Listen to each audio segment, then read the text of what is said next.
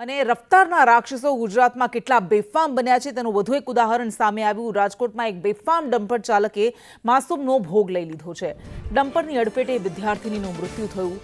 જુહી નળિયાપરા નામની વિદ્યાર્થીનું મૃત્યુ થયું છે। હનુમાન મઢી ચોક વિસ્તારમાં અકસ્માત સર્જાયો।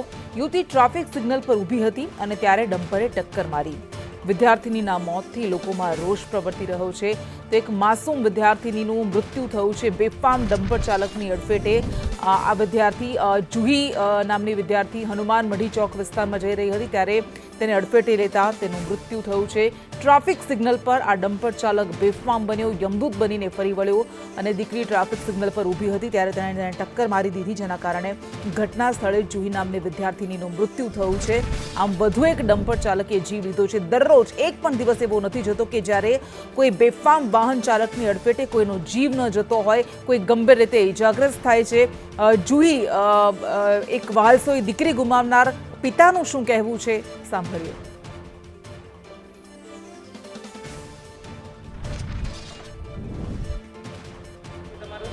તરુણભાઈ શું બનાવ બન્યો?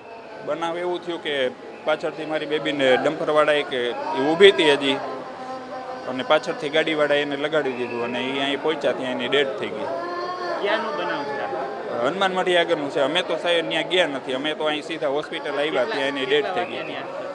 8ની આસપાસ થઈ હોય, કારણ કે હું 7:45 આડેગાડે મારી બેબીને શીતલ પાર્ક મૂકવા ગયો, એને એની ફ્રેન્ડ બે જાય કોલેજ હારે। બેબી શું કરે છે? ભણે છે? એ બીકોમ ભણે છે, 3rd યરમાં છે। શું બનાવ શું આખો બન્યો છે? તો આખું બનવું તો સાહેબ અમે નહીં હાજર નહોતા, અમે આવ્યા ત્યાં મારી બેબીની ડેડ થઈ ગઈ, પણ ડમ્પરવાળાએ એને લગાડી દીધું। એમ કે આવું રાજકોટમાં આવું અવારનવાર બને છે તો કોકનો કાળજાનો કટકો છીનવાઈ જાય, એમ કે આવું બધું ન થવું જોઈએ। તમારી દીકરી કેવડી હતી? 20 વર્ષની હતી। શેમાં અભ્યાસ શું કરે છે? બીકોમ। આપણે ડમ્પરનો પ્રતિબંધ છે, સવારે 8 વાગ્યાથી લક્ઝરી ડમ્પર છતાંય દોડતા હોય, શું કહેશો? એવું કાયદાનો ભંગ ન થવો જોઈએ, કોકની જિંદગી છીનવાઈ જાય, કોકની આશા હોય, આ બધી અમારો કાળજાનો કટકો હોઈ ગયો, એવી રીતે તો ઘણાઈને આવી રીતે બને। જ્યારે આપણી ઉપર આવે ત્યારે થાય ખરેખર આ વસ્તુ ગંભીરતા હોવી જોઈએ જીવનમાં, કે આવું ન એમ કે બધો પ્રતિબંધ તો એનો કાયદો હોવો જોઈએ। એમ તમે તમારી દીકરી ગુમાવી છે, શું કહેશો? દીકરી ગુમાવી એટલે અમે અમારો કાળજાનો કટકો, એમ કે દીકરી નહીં પણ એ માં જેવું અમારું એમ કે એવું હતું એનું વર્ચસ્વ। એમ આના વિરુદ્ધ કેવી કાર્યવાહી થવી જોઈએ? કાર્યવાહી થવી જોઈએ સાહેબ, બીજા કોકની જિંદગી નો છીના જાય। કેટલાય ભણી ગણીને આટલે આગળ પહોંચ્યા હોય આવું થાય। રાજકોટમાં અવારનવાર આપણે સાંભળવા મળે, આવું ન થવું જોઈએ। તમે આ દીકરીને મોટી કરી છે, ઘણી તકલીફ થઈ છે, ચિંતાનો બનાવ બન્યો, આ દીકરીને મોટી કરવામાં આટલી મહેનત થઈ, એકાએક આ રીતનું થાય, આ રીતે બહુ આંચકો કહેવાય। એમ અમારા માટે તો આઘાત સહન કરવો બહુ અઘરો એમ જીવનમાં। તરુણ જોઈએ। તો આ પિતા કે જે વાત કરતા કરતા ભાવુક થઈ જાય છે, કારણ કે તેઓ કહી રહ્યા છે કે કોઈની સાથે આવું ન બનવું જોઈએ। મેં મારા કાળજાનો કટકો ગુમાવ્યો છે। રાજકોટમાં અવારનવાર આવું બને છે।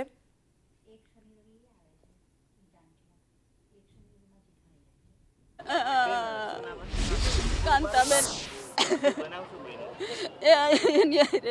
એક્સિડન્ટ ઓલું થયું, ખટારા મોટું ડમ્પર ગાડી લઈને જતી, 2 છોકરીઓ। દીકરીની ઉંમર કેવડી હતી? દીકરીની 20 વર્ષની। એન પપ્પા શીતલ ભાગે મેલી વગાલી, પછી તો કઈ પૂછ્યું નથી। છોકરીને કઈક થઈ ગયું છે, પપ્પા ને મમ્મી ને આવ્યા અહીં સુધી માંડ પોઈ ગયા, આંગળી જલ રહી ગઈ, છોડતી જ નહોતી, તો અહીં પોઈ ગયા તા પૂરું થઈ ગયું એમ કીધું। તમારે શું માંગશે આવું? મને ન ખબર હોય પેલા અને કઈ આવા ડમ્પરના લીધે અનેક લોકો જીવ ગુમાવે છે, શું કહેશો તમે? આજે તમારી દીકરીને મોટી કરવામાં ઘણી તકલીફ થઈ હોય બેન? તઈ 20 વર્ષની કરી વહી ગઈ, લગન છેડી કરી તારે વહી ગઈ, ઉપર વહી ગઈ। કાયમ કોલેજ જાય કહેતી જાય, બા હું જાઉં છું, બા હું જાઉં છું, એમ કહીને વહી જાય। મારા ભાઈને કદ ફોન કરો તો બા હું આવીને ફોન કરજો, હું મારું મોબાઈલ દઈશ, આવીને ફોન કરજો, ભાઈ એક જ વાત કરતી ગઈ। હા, દીકરી દાદીમાં તો કાંતાબેન। તો આ હચમચાવી નાખે એવું આક્રંદ છે એમના પરિજનોનું. દાદી કહી રહ્યા છે કે દીકરી કહીને ગઈ હતી કે હું આવીશ, પછી તમારી સાથે વાત કરાવડાવીશ ફોનમાં, અને ત્યારબાદ એ નીકળી ગઈ. 20 વર્ષની દીકરી કરી હતી અને હવે એ જતી રહી છે અમને બધાને છોડીને. એના પિતાનું વલોપાત પણ તમે સાંભળ્યું, આક્રંદ પણ તમે જોયું.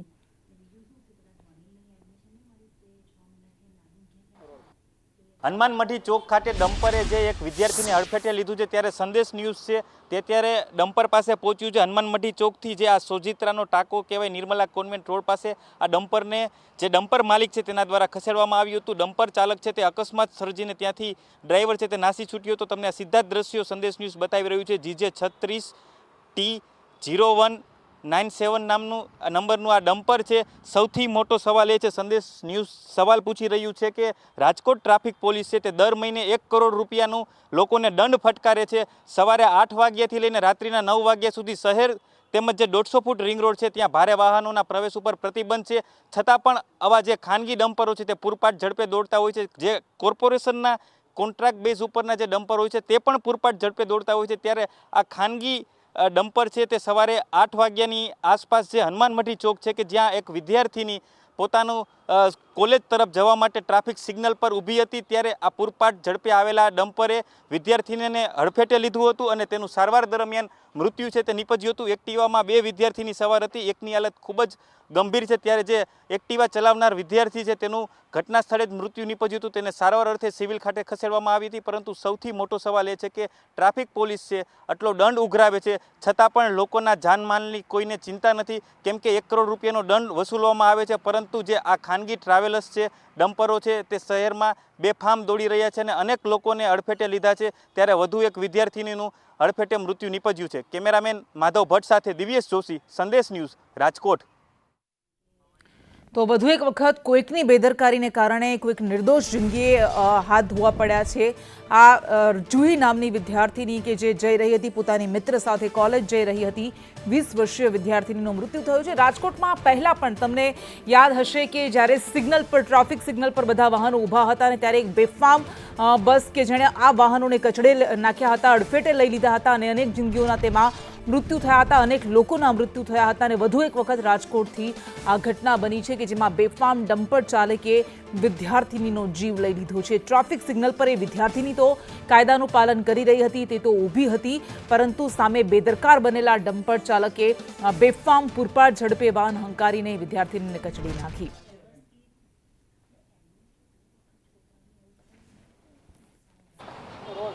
રાજકોટમાં બેફામ બનેલા ડમ્પરે વધુ એક ભોગ લીધો છે. હું તમને સીધા દ્રશ્યો બતાવી રહ્યો છું કે હનુમાન મઢી ચોક ખાતેના આ દ્રશ્યો છે.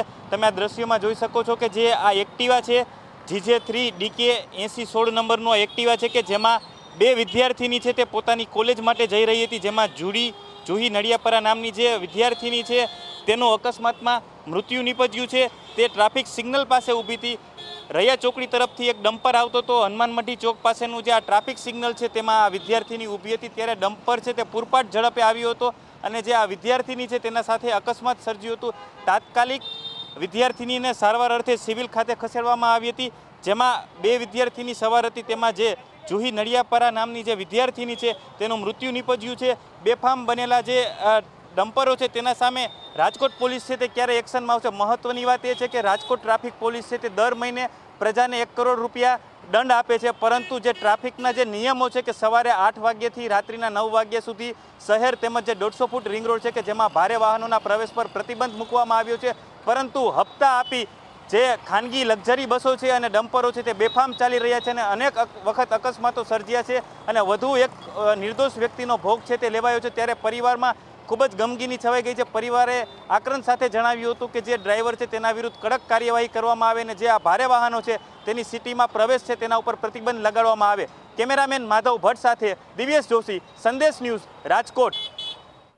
તો રફતારના રાક્ષસોનો ઇલાજ શું, એવા સવાલ વારંવાર થતા રહે છે અને યમદૂત બનીને દોડતા વાહનો લોકોને કચડતા રહે છે, જીવ લેતા રહે છે. બેફામ ડમ્પરે 20 વર્ષીય વિદ્યાર્થીની કે જેના અનેક સપના હતા, અનેક આશા હતી પરિવારને તેની પાસેથી, અને વિદ્યાર્થીની આજે વગર કોઈ વાંકે પોતાનો જીવ ગુમાવી દીધો છે. એ ડમ્પર ચાલકના પાપે આ વિદ્યાર્થીનીએ પોતાના જીવથી હાથ ધોવો પડ્યો છે. પ્રતિબંધ છે ભારે વાહનોના ચાલવા પર દિવસ દરમિયાન, પરંતુ આ પ્રતિબંધોના કેવી રીતે લીરે લીરા ઉડે છે, આ કાયદાના કેવી રીતે ઉલાળ્યા થાય છે એ આપણે જોઈએ છીએ. અને દર એ અકસ્માત એ સાબિતી હોય છે કે અહીંયા કેવી રીતે કાયદાને ઘોળીને પી જવામાં આવે છે. પરિવારજન પર શું વીતતી હશે કે જેણે 20 વર્ષીય બાળકી પોતાની દીકરી ગુમાવી છે. એ પિતાને આપણે સાંભળ્યા, તેઓ કહી રહ્યા છે કે આવી રીતે મારો કાળજાનો કટકો છીનવાઈ ગયો છે. કાયદા બનાવી દેવામાં આવે છે પરંતુ એનું પાલન નથી થતું, એનું અમલીકરણ નથી થતું અને એના કારણે આવી રીતે નિર્દોષ જિંદગીઓ કચડાતી રહે છે. કડકમાં કડક કાર્યવાહી થવી જોઈએ, અમલીકરણ કાયદાનું થવું જોઈએ કે જેના કારણે બીજા કોઈકનો કાળજાનો કટકો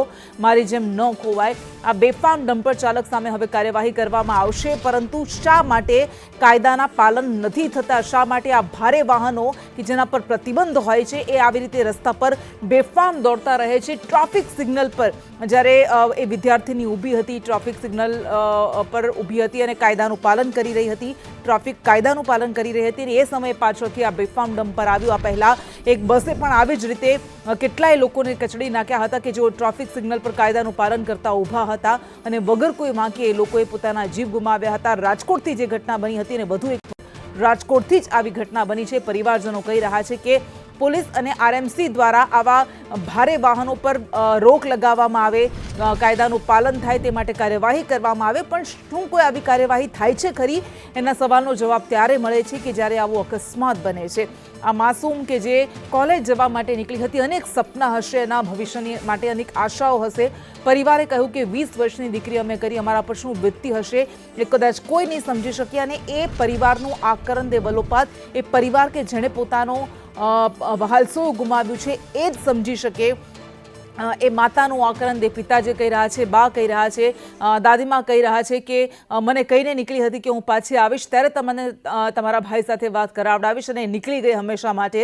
હવે ક્યારેય પાછી ફરશે નહીં. રામ મોકરિયા રાજ્યસભાથી સાંસદ આપણી સાથે જોડાઈ ગયા છે. રામભાઈ, આ ઘટના બની રાજકોટમાં, અવારનવાર વારંવાર આવી ઘટના બને છે કે જેમાં બેફામ રફતારના રાક્ષસો નિર્દોષ જિંદગીઓને કચડતા રહે છે. વધુ એક વહાલસોએ કોઈકની કાળજાનો કટકો કોઈકે ગુમાવી દીધો છે. બેન, ખૂબ દુઃખદ ઘટના છે. જે કુટુંબના પરિવારની દીકરી ગઈ એને એના પરિવાર ઉપર શું વીતતી હશે એ આરટી વાળા કે ટ્રાફિક પોલીસને ગંભીરતા નથી, ખ્યાલ નથી અને એની વેદના એ સમજી ન શકે. મારું કહેવાનું એ છે કે ટ્રાફિક પોલીસ ને આરટીઓની આ બધી જવાબદારી છે. ટ્રાફિક પોલીસમાં જે પેલા ડીસીપી બેન છે યાદવ, એ બહુ સારા છે, સારું કામ કરે છે, એક્ટિવ છે. પણ નીચેના જે ટીઆરપી ના જવાનો છે એ અમુક એવા વર્ગમાંથી આવે કે જે સામાન્ય રીતે એની આવક મર્યાદા હોય છે, એટલે એને ન છૂટકે આવે, એને મન લગાવીને કામ કરવું જે ન કરી શકતા હોય, બીજી સમસ્યા હોય, અવેરનેસ ન હોય, અને આખો દિવસ સોશિયલ મીડિયામાં બાઇક ઉપર બેસી અને આખો દિવસ એમાં ટાઈમ પાસ કરતા હોય. પોલીસ કોન્સ્ટેબલ હોય જે ટ્રાફિકનો, એ એક એનો ટીમનો મેનેજર હોય, બાકી બધા જે હોય જ્યારે વાહન ચેકિંગ કરે તો એ બધા ઘેરી વળે છે આમ પ્રજાને. પણ ખરેખર ટ્રાફિક નિયમન કરવું હોય, ચાર રસ્તા સિગ્નલ હોય, ત્યારે એની ઇફેક્ટિવ કામગીરી નથી દેખાતી. એક એ વાત છે. બીજું, આરટીઓ વાળા છે એ પણ આંખ મીચીને એની ઓફિસમાં બેઠા છે. આવડા મોટા તોતિંગ ડમ્પર, હવે ડમ્પરની ટનની કેપેસિટી પણ ખૂબ વધી ગઈ છે અને એને હિસાબે ફૂલ સ્પીડમાં આવતા હોય ને પછી એ બ્રેક ન મારી શકે, કોઈ ઓચિંતાનું નીકળી શકે કે નાના વિદ્યાર્થી હોય, છોકરા હોય, ફેરિયા હોય, તો એને કચડી નાખે છે. અને એ જે પણ હોય છે ડ્રાઈવરો, એ પણ પ્રમાણમાં શિક્ષણમાં ઓછું નોલેજ હોય અને એની ગંભીરતા ન હોય ને એ પણ ઘણી બધી સમસ્યાઓથી ઘેરાયેલા હોય છે. બે છેડા ભેગા કરવાના હોય છે, એટલે એના બધી કુટેવ ટેવ બધી હોય છે મુશ્કેલી વાળું. એટલે એનું પણ કંઈક સોલ્યુશન સમાજની રીતે થવું જોઈએ. આ ટ્રાફિક વાળા છે ટીઆરબી જવાનો, એ પણ એની કોઈ જવાબદારી નથી હોતી. એ માત્ર ને માત્ર પોલીસના સહાયક તરીકે રહે છે, પણ એની પાસે કોઈ પાવર નથી હોતો. એ ખાનગીમાં પછી પાવરનો ઉપયોગ કરીને જે કલેક્ટ કરતા એ કરી લે, પણ એની કોઈ જવાબદારી આવતી નથી કે એની ઉપર કોઈ ગવર્મેન્ટની પેલી એવી નથી કે ભાઈ એને સસ્પેન્ડ કરી શકે કરે. એટલે મોટે ભાગે હું જ્યારે નીકળું તો હું જોઉં છું, મારી ફરજ રાજ્યસભાના સભ્ય તરીકેની છે, પણ હું જ્યારે જે જગ્યાએ જોઉં ત્યારે જે તે એ મેડમ છે અમારા ડીસીપી, એને અથવા તો જે તે અધિકારીને હું જાણ કરું છું કે ભાઈ અહીંયા જંકશન છે, અહીંયા ટ્રાફિક જામ થઈ ગયો છે, તમારી ફોજ છે એ ઇફેક્ટિવ નથી, બાઇક ઉપર બેઠી છે. પણ મને ઘણી વાર એમની દયા આવે કે નાના માણસોને એને કમ્પ્લેન કરીએ ને એને મેમો મળે કે એને કંઈ નુકસાન થાય, પણ સામે માનવ જિંદગી પણ અગત્યની છે. એટલે એ ન થવું જોઈએ. વારંવાર સૂચના આપી છે, ખાસ કરીને આરટીઓ વાળા છે. આપ જોશો હાઈવે ઉપર અથવા તો અન્ય સ્ટેટ રોડ ઉપર ખૂબ જ બિલકુલ. હેવી ભરેલું હોય છે વ્હીકલમાં અને ખૂબ જ કેપેસિટી કરતા ઓવરલોડ હોય છે, એને જી. કોઈ કંઈ કહેતું નથી અને જરૂર પડે ત્યાં વાટકી વ્યવહાર કરી લેતા હોય છે. બિલકુલ. એટલે આ વાટકી વ્યવહારની ખાસ સિસ્ટમ કરીને જી ચોટીલાથી આપણા રાજકોટ અમદાવાદ સુધીની જે પેલા રોડના કામ આવતા હોય છે એમાં ખૂબ જ મોટે પાયે લખેલું, અને એમાં ખાસ લખેલું હોય પોલીસ સ્ટેશન જી અથવા પોલીસનું સિમ્બોલ મારેલું હોય છે, એટલે બીજા કોઈ પોલીસ એને રોકે નહીં કે આપણા સ્ટાફનું છે. બિલકુલ, આવી બધી બિલકુલ. સમસ્યા છે. આ સમસ્યા એક નથી, તે પણ આને કોઈ સાયન્ટિફિક અભ્યાસ કરી અને સરકારે અને સામાજિક અગ્રણીઓ સાથે મળી અને બિલકુલ. આનો એટલે હલ આ કરવો જોઈએ. સિસ્ટમમાં જે ભ્રષ્ટાચાર વ્યાપ છે, રામભાઈ આપણે સાચી વાત કરી, પરંતુ કોઈકે હેલ્મેટ ન પહેર્યું હોય તો એની પાસેથી દંડ વસૂલવામાં આવે છે, પરંતુ આવી રીતે યમદૂત બનીને દોડતા વાહનો સામે, વાહન ચાલકો સામે કેમ કોઈ કાર્યવાહી નથી કરાતી?